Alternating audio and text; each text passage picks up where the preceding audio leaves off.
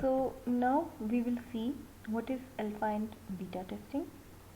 Alpha and beta testing are basically customer validation methodologies. Alpha and beta testing customer की validation methodologies हैं। ये वो methods हैं जिनको यूज़ करते हुए हमारा कस्टमर हमें ये फीडबैक दे सकता है कि whether the product which was developed for him is according to his needs और not. So basically it is a type of acceptance testing. So after this feedback from this acceptance testing, it can help us to build the confidence that whether we should launch the product or not. So now we need to know that what is alpha testing. Alpha testing can also be done by the users or customers of the application. यहाँ पे कहने से मुराद ये कि जो alpha testing है इसको कौन परफॉर्म कर सकता है, हमारे उस एप्लीकेशन के यूज़र्स या कस्टमर्स. बट स्टिल ये एक इन हाउस एक्सेप्टेंस टेस्टिंग है. मींस कि ये एक ऐसे एक्सेप्टेंस टेस्टिंग है जो आपकी डेवलपमेंट ऑर्गेनाइजेशन ही परफॉर्म करेगी और उस डेवलपमेंट ऑर्गेनाइजेशन की जो टेस्टिंग टीम है वो अल्फ़ा टेस्टिंग को परफॉर्म करेंगे. So what is beta testing? Basically it is the final testing phase. ये क्या है? ये फाइनल टेस्टिंग फेज़ है जहाँ पे हमारी जो कंपनीज़ हैं वो सॉफ्टवेयर को रिलीज़ करती हैं to some external user groups outside the company, test teams और एम्प्लॉयज़. बेसिकली जो हमारी कंपनी है वो सॉफ्टवेयर को कुछ एक्सटर्नल यूज़र ग्रुप्स को रिलीज़ करेंगी. क्यों रिलीज़ करेंगे? So that we can get the feedback of the users. This initial software version will be known as the beta version. Most companies gather user feedback in this release. So beta testing में finally हम user का feedback लेते हैं और वो feedback आपकी उस product की acceptance या rejection से मुताल्लिक होता है. So now we will see what are the modern quality management approaches that nowadays different companies are adopting. So in this regard, there is a new business philosophy by Edward Deming. ये जो new business philosophy है by Edward Deming, it states that by improving the quality, companies will decrease the expenses as well as increase the productivity and the market share. Basically dimming का कहना ये है कि अगर हम क्वालिटी को improve करेंगे तो ना सिर्फ हम अपने एक्सपेंसेस को डिक्रीज़ कर सकते हैं बल्कि हम ना अपनी प्रोडक्टिविटी को भी इंक्रीज़ करेंगे और अपने मार्केट शेयर को भी बढ़ा सकते हैं. So these are very effective, you can say the points which are proposed by Edward Deming. Different Japanese companies ने, ऑर्गेनाइजेशंस ने इस फ़िलासफ़ी को अडॉप्ट किया or and they achieved great success in their business areas after applying this particular philosophy. So the 14 points of this philosophies which are proposed by Edward Deming are: number 1, create a constant purpose towards improvement. So here you need to be remain constant for the purpose that is to improve the quality. Means you have to plan for the quality in the long term. Means you have to plan the quality from the start of the project till the completion of that project. So you must not focus on short term solutions. जो आपके लिए short term solutions हैं उनको आपको focus नहीं करना चाहिए. You should resist reacting with those short term solutions, क्योंकि शॉर्ट टर्म सोल्यूशन से आपका जो गोल है, जो आपका फ्यूचर गोल है, आप उसको अचीव नहीं कर सकते. So the better way is to find the better things to do. What are the better processes और प्रोसीजर्स और methodologies that you can adopt in order to achieve the objective और गोल.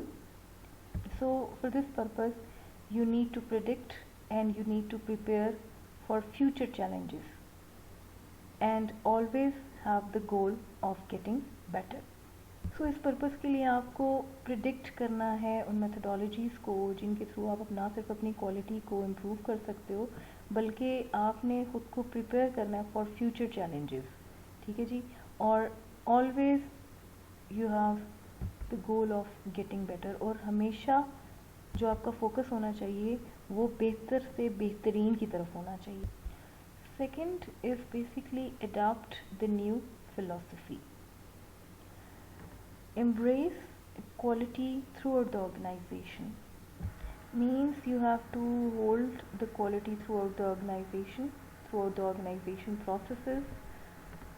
Then you have to put your customer needs first. The first thing is कि अपने customer की needs को आपने सबसे पहले फोकस करना है, उनको हाईलाइट करना है, ठीक है, उनको प्राइम प्रायोरिटी पे रखना है, rather than react to competitive pressure. बजाय ये कि आप अपने कम्पेटिटिव प्रेशर को रिएक्ट करें, you should focus on the customer needs and design products and services to meet those needs. बजाय ये कि हम अपने कम्पेटिटिव के प्रेशर को फोकस करें, डिज़ाइन या प्रोडक्ट या सर्विसेज जो बेसिकली उन नीड्स को मीट करने के लिए हमें रिक्वायर्ड है, हम उनको फोकस करें. We should focus on the needs of the customer first of all. So for this purpose आपको अपने लिए क्वालिटी विजन जो है उसको क्रिएट करना चाहिए, और ना सिर्फ we should create the vision, we must implement it in our organisation. So the third step is stop depending on inspections. We should not depend on inspection because inspections are costly and unreliable. Inspection हमेशा costly भी होती हैं और आप उन पर rely नहीं कर सकते. क्यों रिलाई नहीं कर सकते? आप उन पर ट्रस्ट नहीं कर सकते, वो ट्रस्ट वर्दी नहीं होती, because they don't improve quality. Basically हम उसके थ्रू क्वालिटी को इम्प्रूव नहीं कर सकते, जबकि हमारा प्राइम जो पर्पज़ जो फोकस होता है that is basically to improve quality. But inspections के थ्रू हम क्वालिटी को इम्प्रूव नहीं कर सकते. They merely find a lack of quality. Basically जो इंस्पेक्शंस का पर्पज़ होता है वो किसी भी क्वालिटी लैक को फाइंड करना होता है कि कहाँ पे क्वालिटी लैक कर रही है, कहाँ पे प्रॉब्लम्स हैं. इंस्पेक्शंस का मकसद प्रॉब्लम्स को आइडेंटिफाई करना है. So build quality into processes from start to finish. Always you need to build the quality inside the processes from start to finish. आपके जितने भी processes हैं that should be focused towards gain quality results and outcomes from start till the end. So don't just find what you did wrong. There is no need to find what you have done wrong in the previous. You need to eliminate the wrongs altogether. आपका focus क्या होना चाहिए? आपका focus ये होना चाहिए कि आपने उन तमाम रॉन्ग्स को एलिमिनेट करना है, ख़त्म करना है. Findings are not just the purpose और the goal, we just eliminate the wrongs together. So inspections के थ्रू आप ये फाइंड कर सकते हैं कि what you have done wrong. ये आपका फोकस नहीं होना चाहिए.